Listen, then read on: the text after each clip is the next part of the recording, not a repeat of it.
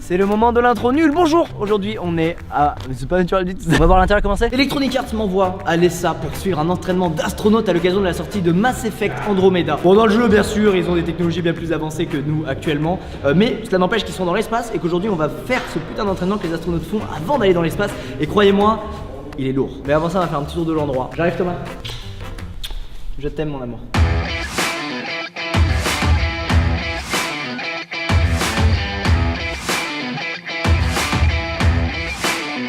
Les amis, c'est ouf, on est dans une reproduction d'un module de l'ISS, et une reproduction fidèle. C'est-à-dire que quand tu vas vraiment à l'ISS, il y a un putain de module qui est exactement comme ça. On a par exemple ici une transition vers un autre module. Donc eux ils y vont en volant, nous on y va à pied comme des merdes. On est sur une station spatiale, mais en fait vu que les modules ont été envoyés dans l'espace il y a des dizaines d'années, on voit que c'est un peu vieilli, tu sais, au niveau de la gueule que ça, au niveau, ça doit un truc futuriste de ouf avec des hologrammes.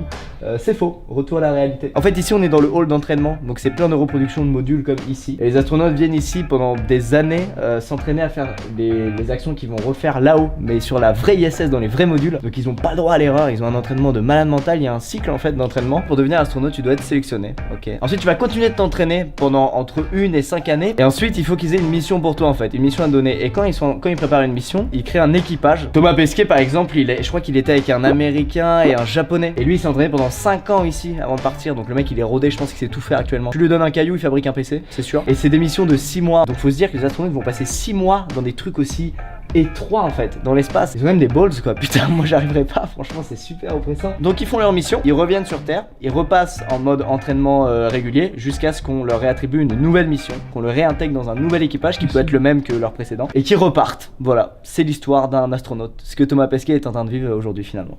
Les amis, on a trouvé le poste de simulation de pilotage de Soyuz. En fait, pendant des années, ils s'entraînent, et ils s'entraînent notamment à conduire le truc qui va leur permettre d'atteindre l'ISS. Parce que c'est bien de s'entraîner, mais s'ils n'arrivent pas à atteindre l'ISS, bah ça sert pas à grand chose. Oh, j'espère qu'ils fixent le siège avant de partir, mon gars. Ah ouais, c'est des joysticks, d'accord, ok. Ah, mais en fait, je suis carrément trop en arrière. Ça, c'est pour tes avant-bras, et tu fais ça avec tes petits pouces. Tu fais ton petit créneau comme ça. Après, vu qu'on est habitué aux jeux vidéo, tu vois, on pourrait rejoindre l'ISS. Hein. Eh mec, t'es trop bien, hein. Comment ils s'endorment pas? Ah, parce qu'ils ont 18G dans la gueule. Je pense Thomas il conduisait le... Ou alors il jouait à Dofus sur l'écran qui est là. Un écran d'elle là avec une petite souris là. Je me casse sur l'ISS, au revoir.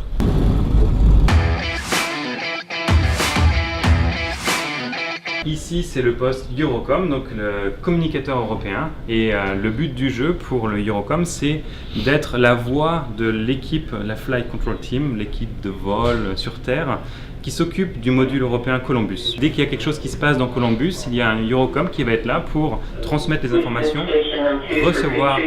Comme ce qui se passe actuellement. Voilà, donc là il y a Peggy qui vient d'appeler. Tu les entends en direct, t'entends leur conversation en direct. Là c'est en direct, là on peut pas faire plus en direct. Et donc là ce qu'on voit les images des astronautes c'est aussi en direct. C'est notre français. Bon bah merci pour tout. C'était super de t'avoir parlé. Quelqu'un qui parle français ça me fait super plaisir. Et puis en plus c'est hyper intéressant quoi, c'est que les stars sont ceux qui sont dans l'espace, mais en fait il y a carrément autant de stars qui sont au sol ici et qui les aident et qui les assistent et qui préparent ce voyage avec eux en fait. Et bah du coup bravo en tout cas pour ce que tu fais. Et puis bonne continuation. Merci. Prends soin de notre Thomas. Avec plaisir.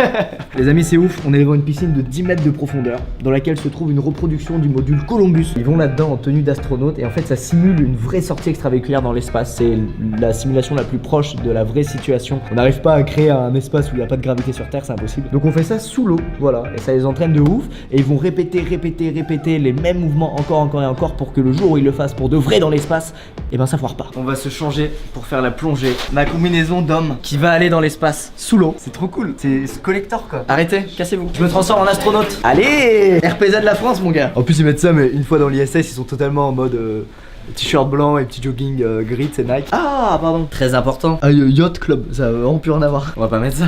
Do I have to wear this?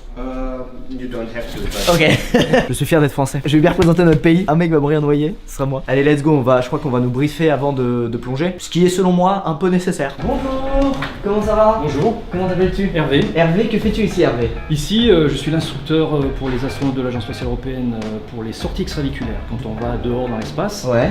Et depuis cette salle de contrôle, puisqu'on va t'entraîner, je gère les opérations et je m'assure que tout se passe bien. Tu as des yeux partout. Exactement, exactement. Et je suis comme l'astronaute dans la station spatiale qui vérifie que ses copains à l'extérieur font le bon boulot. Ça marche à 3 du coup, nous on va être 2 à sortir. Exactement. Et toi tu vas être celui qui contrôle le truc à distance, Voilà. qui voit si on fait tout bien et qui en cas de pépin peut nous aider. Exactement, je suis là pour vous aider. Tu nous as préparé un petit exercice, tu m'as dit, c'est Oui, ça? tout à fait, on va aller voir ça, c'est juste à côté. Allez, je te suis. Enfin, du coup, tu me suis. 10 mètres de profondeur. C'est là qu'on émerge les maquettes. Et donc, nous, on va pas descendre à 10 mètres. Non, vous allez descendre pas trop profond, vous serez quand même immergé Ouais. pour des raisons de sécurité parce que vous n'avez pas eu la formation préliminaire avant. Oui, bien sûr. Mais on va aller voir les activités qui t'attendent et ce que tu vas devoir faire. Ah, on va faire du bon travail. Voici le poste de travail. Exactement. Donc comme un astronaute dans l'espace, vous allez devoir installer un équipement qui est en fait une expérience avec une antenne, comme une antenne radar, si tu veux, D'accord. pour regarder l'environnement extérieur ou la Terre. Et cette boîte, tu vas devoir l'amener, l'installer ici, L'accrocher avec ces petits avec verrous ces qu'il y a petits ici. Ok, ça la maintient. l'ouvrir sans toucher les radiateurs qui sont Ouais. dessus, faire des connexions électriques. D'accord. Et donc, c'est le taf que des astronautes font Exactement. parfois en sortie Exactement. extravéhiculaire. Et ensuite, il y aura une antenne Une antenne à prendre. que vous allez installer au-dessus, Ok, on l'installe Ouais. dedans. Clac. dedans. Ça marche. Il va falloir la fixer pour éviter qu'elle s'envole, qu'elle Ouais. parte. Pour la fixer, vous allez utiliser des outils. Des outils. Tout est attaché parce qu'on est sous l'eau, donc forcément ça vole si on l'attache pas. Vérifier que la configuration est bonne, Ouais. mettre la puissance, C'est et à ce moment-là écarté. vous éloignez, on met tout en route, on reçoit la télémesure et tout va bien. Purée, on va être des héros aujourd'hui. Et Ouais. donc, la difficulté, c'est que pour faire tout ça, voici ton pire ennemi.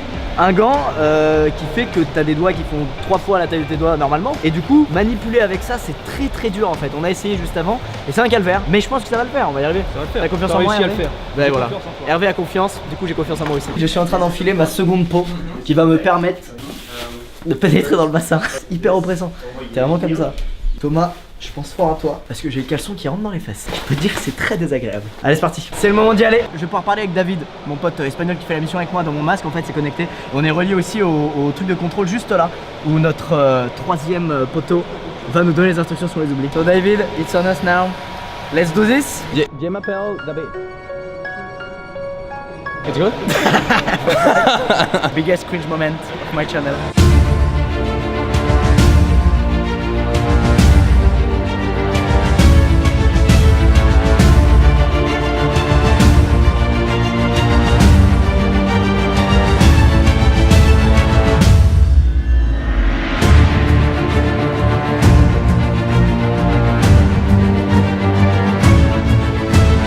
Okay, EV1 Squeezy, is the crew soft bag on the right hand side on your right waist tether? Where is the bag? Yeah, the bag is behind you. I got the bag. Now can you place the payload structure on the grave? Open the lid, but be careful not to touch the silver top. Okay. Good. Okay, Squeezy, Open the crew soft bag, please. Yeah, I'm searching for the bag. Oh, found it. can you attach The wrench extender to your left waist tether. Yeah, good. very good, Squeezy, very good. Transfer the wrench extender. To the wrench of David. Attach your left. Waist tether to the antenna in the bag.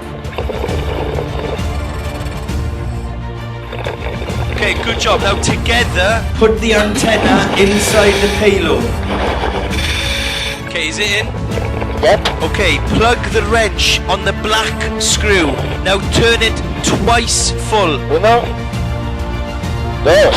Very good. For a second, we are about to turn the power off. Okay. So don't touch anything. And EV1 and EV2 from mission control, we confirm that the power is off. Squeezy, EV1, take the power connector P8 from J. Good lad. Squeezy, now you can attach it to the PDU. Move away from the antenna. Okay, we're about to turn the power back on. The payload is powered, standby.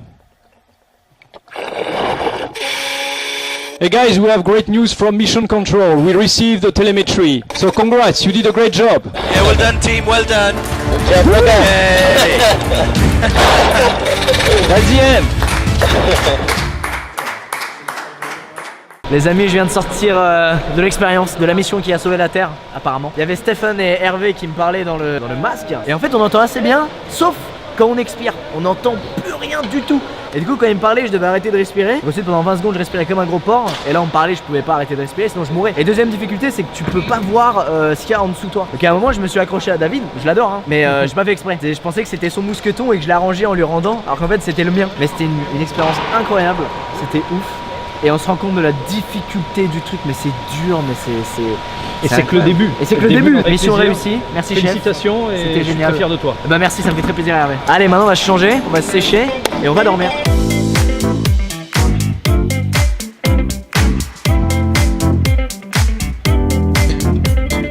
Avant de commencer l'entraînement, je vous présente la DLR, c'est le bâtiment de l'agence spatiale allemande. C'est dans ce bâtiment qu'on va faire l'entraînement d'aujourd'hui. En fait, c'est surtout un bâtiment de recherche médicale. Je vais sortir de là parce que ça met mal à l'aise. Donc ici, ils font pas mal d'expériences. Ils ont un laboratoire physiologique, un laboratoire psychologique et un laboratoire biologique. Les mecs, ils bombardent en tout ce qui est études. Et derrière nous, en fait, il y a des centrifugeuses qu'ils ont mis au point parce que vu que leur corps n'est pas soumis à la gravité, et ben leurs muscles s'atrophient. Finalement, il y a plein de trucs qui ne fonctionnent plus comme quand ton corps est soumis à la gravité. Et du coup, ils essaient d'entretenir ça tant bien que mal, mais le problème c'est que quand tu cours et quand tu fais du sport, il y a quand même des muscles qui ne sont pas sollicités et ton corps modifie quand même sa manière de fonctionner. Et à long terme, ils aimeraient en fait mettre ça dans l'ISS, dans la station spatiale internationale pour en fait simuler la gravité grâce à la force centrifuge. Et ça permettrait à tous ces petits muscles qui ne sont pas sollicités malgré le fait qu'ils fassent 2 heures de sport, et ben de bien se porter. Et comme ça, leur retour sur Terre serait moins douloureux. Et maintenant, on va arrêter de parler et on va aller s'entraîner.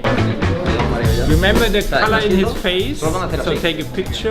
Now it's normal. Yes. Afterwards he gets white. White, okay. Maybe green. Maybe green. Maybe green. Les amis, la chaise est là. Take a seat, please. Yes. So that's if you have to walk, just in case. Oh. C'est bien, c'est trop rassurant. Ready? Yes. Okay, let's go. Je vais dire si tu ressens un truc vite. So it starts slow. And maximum speed.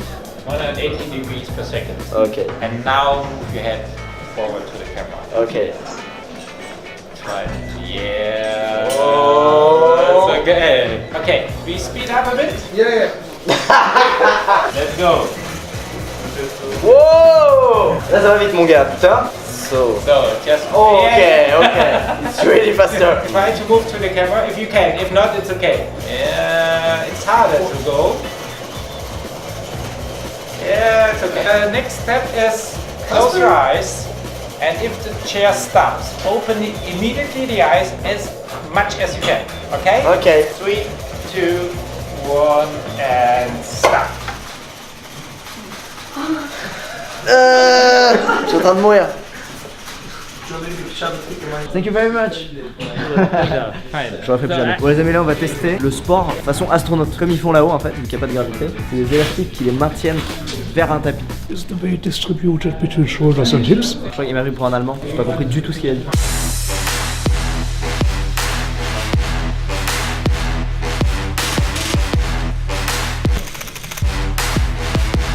Eh, ça tire de ouf sur les jambes mon gars. 5 km/h. Ok. Là je suis à 5 km/h. Ça flingue les jambes mec, c'est chaud de ouf. Comment on dit, je suis en train de mourir en allemand peut-être. Comment on dit, aidez-moi. Je crois que vraiment ça fait les muscles peut-être 3 fois plus que sur un tapis normal. Je vais avoir des putains de... Ah j'ai mal au cul. Next speed in 1 second. Putain je vais mourir. Ça fait tellement mal au cul. Je sais pas si c'est normal que ça me fasse mal au cul comme ça mon gars. Mais c'est un truc de malade. Ah, je vais bien arrêter mec, j'en peux plus. Ok, we are done. Oh. Oh ça m'a flingué le cul. Un truc de ouf. Mec je peux plus marcher quoi. Je suis mort. Détachez-moi. Laissez-moi rentrer chez moi s'il vous plaît. C'était bien toute cette expérience mais là il m'a attaché pour que je monte 2 minutes quoi. Il s'en bat les couilles. Il a pu me casser une dent. Allez on s'en va d'ici hein. J'en peux plus moi l'espace tout ça je peux plus là, je tiens plus.